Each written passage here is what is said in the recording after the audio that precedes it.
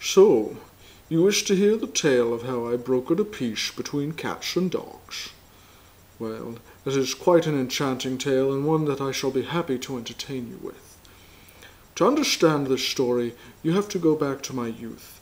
As a young lad growing up in Salesbury, I spent a great deal of time in the out of doors, amongst the trees and the birds, and all the fine creatures on God's green earth.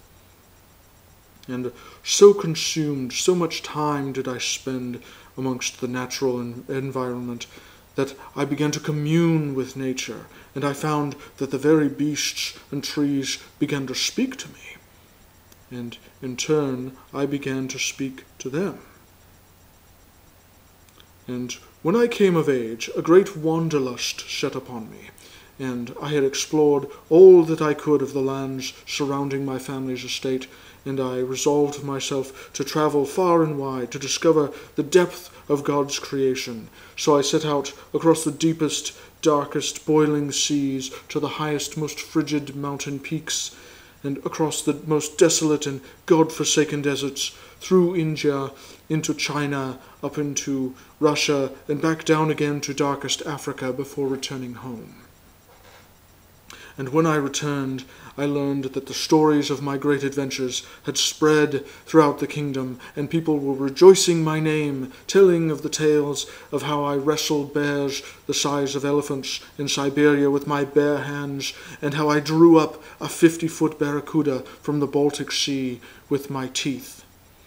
And even the royal court and the queen herself had heard of my exploits, and a great evil had beset the kingdom in my absence, and the queen saw that I was the only man capable of resolving this problem, that the queen had sent dozens of other men, strong, confident men, to resolve and to defeat this creature, and none had returned alive. I speak, of course, of the mysterious, the deadly, the child-eating serpent of Harwick.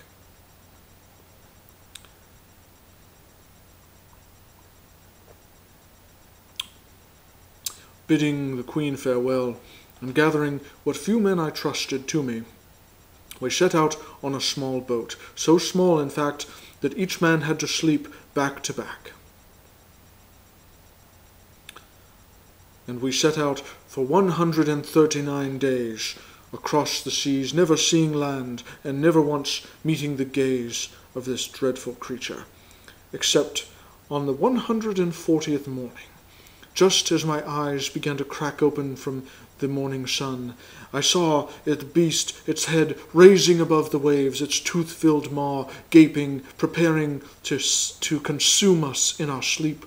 I reached down and grabbed my spear and prepared to thrust through its eye. And something caught my attention. On the horizon, something that was not there before. And in that moment of hesitation, the beast struck, but I was too quick. I dropped my spear. I moved to the side, swung my arm around behind its neck, and in one swift motion, snapped. The creature grew limp, and its body bobbed in the frothing sea. But I had more pressing matters. I looked to the horizon, and I saw a fleet of ships, ships I had seen before. They were the ships of the Chinese emperor.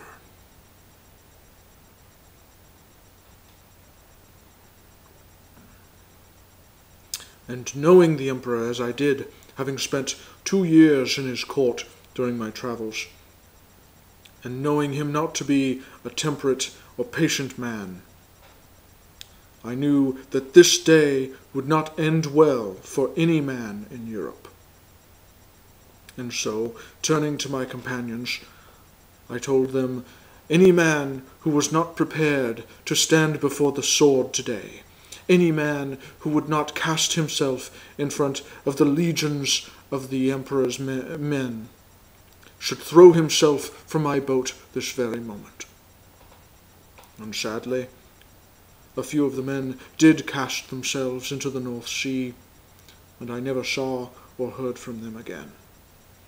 But those who were steadfast, those brave who stuck by my side, we rowed off across the sea in the direction of the fleet, and we came to the shores of Belgium, where the emperor was amassing his forces. Ships beached like whales as far as the eye could see, and camps like anthills stretching into the horizon. Men, a sea of armor and weapons and banners glistening and flying the emperor's colors.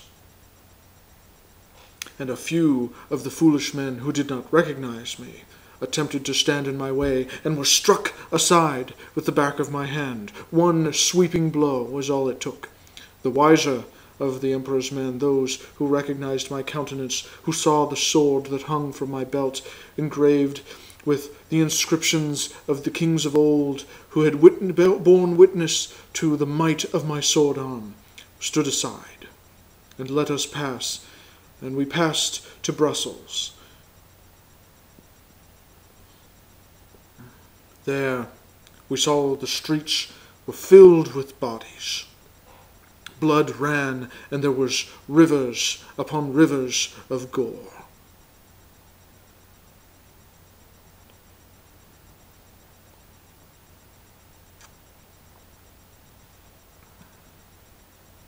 In disgust and fear for the lives that were taken, for the women and children, the screams of those helpless, I marched forth toward the royal square. And there I saw the emperor standing above the Belgian prince, the prince laying prostrate on a slab, tied and bound, preparing for a gruesome sacrifice. A demonstration of the emperor's devastating and cruel heart.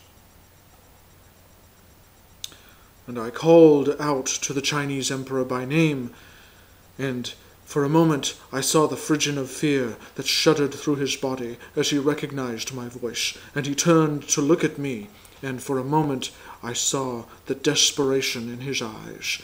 But ever the stubborn man, not wanting to appear weak in front of his men, he turned to face me and sneered, and I said, "What is your business here?" The emperor, twirling his mustache, looked at me and laughed, and he said, "My daughter is to be wed to the Tsar of Russia, and the Tsar will accept no dowry less than all the dogs and cats in Belgium." And seeing the stubbornness in his eyes, and knowing that no amount of diplomacy would steer him from his course, I swiftly turned my back and grabbed my men, and we fled off to the sides to an alley where I devised another plan.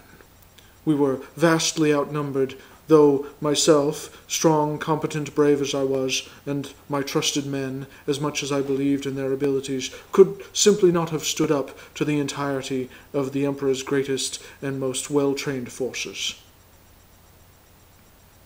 But then it occurred to me that Belgium is known for something entirely different. In fact, the very thing that the emperor was there to seek himself. You see, Belgium was not explained much in history books, you understand, but had done a great deal of trade in breeding of dogs and cat breeds up through Portugal into Spain and France, and very prized they were, and very well bred, and great in number to support this trade.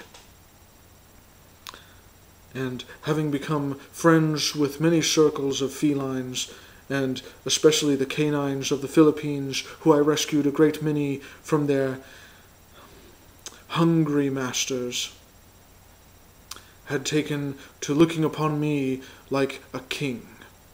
And so I approached them, I approached the masses of the dogs, and bade them for their help, and asked that they form a great army to repel the Chinese invasion and free themselves from his enslavement.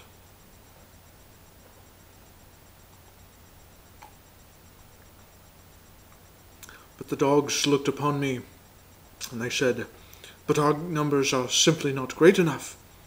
The emperor has millions of men that stretch and ebb and flow like a tide across the sea, across the land." And so I looked at the greatest of their leaders, and I said, "But what about the cats? Now there are as many dogs as there are in Belgium, and Brussels especially. There are many more cats than that. Millions and millions of cats in Belgium. And cats, being sly, crafty creatures, certainly would have escaped the notice of most of the emperor's men until they had set about to rounding them up." And so I went to the cats. I approached my feline brethren, and I begged them, I pleaded with them, and I made them to understand the design of the emperor, that he was going to round them up and take them off to Russia, to the cold reaches, the cold expanses of Russia, where there would be nothing but stew or entertainment for the Tsar. And this they did not like. Though they were hesitant to join forces with the dogs, I was insistent that only together would their numbers be able to repel the invading Chinese army. And so, in exchange for a significant favor on my behalf, which happened to be that allowing my family's lands to be treated as open land, open territory for all of their kind to come and go as they will, to breed and prosper, they agreed. And they formed a great army, and we amassed upon the streets of Brussels and repelled the emperor's forces. And he was disgusted. He spat and cursed my name as his ships left the shores of Belgium. And that, my friends, is where the story gets even more interesting. But I shall save that for another time. In the meanwhile,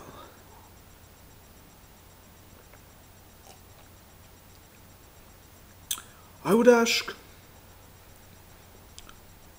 Lord Ferdinand II, tell me the story that I've heard of how you bartered the entirety of Greenland for a loaf of rye bread. This is a story that I would very much like to hear.